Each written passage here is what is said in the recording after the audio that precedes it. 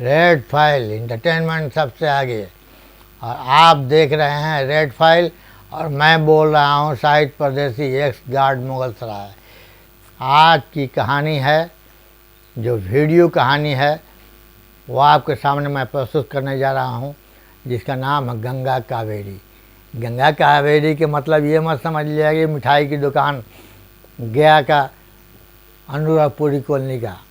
ये मिठाई की दुकान नहीं, ये एक प्रेम कहानी है, और ये 2 जन्मों की प्रेम कहानी है। कावेरी कुशीनगर में रहती थी। ये आधा हकीकत है, आधा फसाना है, ये जान लीजिए। कुशीनगर में रहती थी, उसके बगल में एक लड़का रहता था अमिश कुमार। और जब भी निकलती थी कॉलेज जाने के लिए तो वो कुछ न कुछ बोलता था। कहता तुम मुझसे प्यार न करोगी तो कोई बात नहीं, दूसरे से करोगी तो मुश्किल होगी।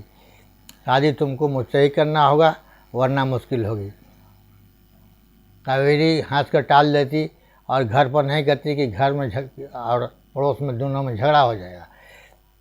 वो कॉलेज चली जाती। वो गंगा से प्यार करती थी, और गंगा और कावेरी दोनों साथ कॉलेज, गवर्नमेंट कॉलेज में पढ़ते थे।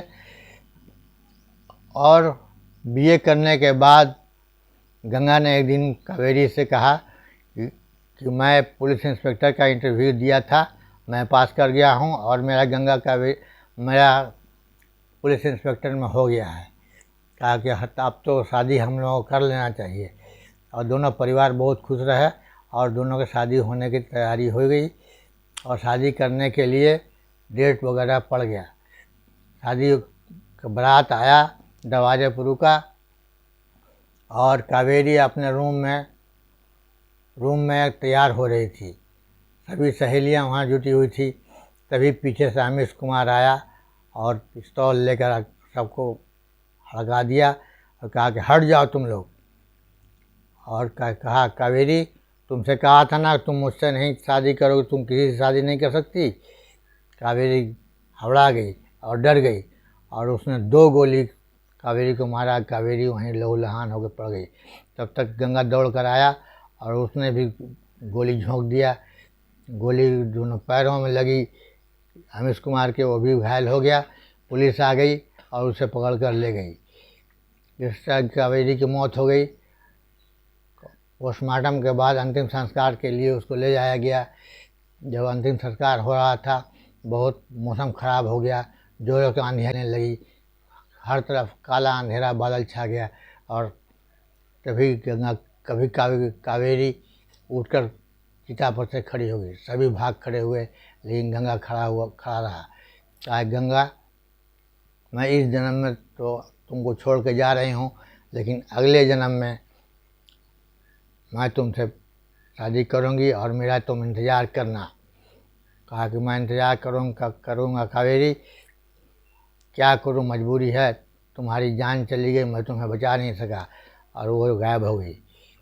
इस तरह इंतज़ार करता रहा गंगा, और इसी तरह 20 साल बीत गए। 20 साल बीतने के बाद बराबर वो मंदिर के दरवाजे पर बैठा रहता था। तभी एक दिन पुजारी बाबा निकले और कहे कि गंगा तुम यहाँ इंतज़ार कर रहे हो, कावेरी आ रही है, मेरठ में है, 2 बजे रात को गाड़ी मेरठ पहुँचेगी, तुम मेरठ पहुँचो, वो दूसरा जन्म लेकर के आ रही है मेरे कुशीनगर। और गंगा वहाँ से निकल गया, जाकर मेरठ पहुँचा और गाड़ी का इंतज़ार करने लगा। एक गाड़ी आकर सामने लगी प्लेटफार्म पर। उसने देखा कि कावेरी बैठी हुई है। वो दौड़ कर अंदर घुस गया और जाकर बोला, कावेरी तुम आ गई, मैं तुम्हारा इंतज़ार कर रहा था। उसने, लड़की ने नहीं पहचाना, अपने माँ बाप के साथ बैठी हुई थी। वो बोली कि मैं कावेरी नहीं, मैं आशा हूँ, तुम याद करो, तुम कावेरी हो, और तुम वादा करके गए थे कि मैं आऊँगी या फिर तुमसे शादी करूँगी, तुमको मार दिया गया था। कहा कि तुम मेरठ चलो, कि मैं मेरठ ही जा रही हूँ। कुशीनगर चलो, मैं कुशीनगर ही जा रही हूँ, वो बोली। और दोनों कुशीनगर पहुँचे। कुशीनगर स्टेशन पर उतरते ही कावेरी को सब कुछ याद आ गया। बोली कि मुझे मेरे घर ले चलो, मुझे सब कुछ याद आ चुका है। गंगा चलो गाड़ी से। और वहाँ से गाड़ी से वो लोग कावेरी के घर आए। कावेरी के माँ बाप देख कर कावेरी को रो पड़े और उसे गले से लगा लिया और उसने अपने पूर्व जन्म की सारी बातें बताई और दोनों मिल गए। और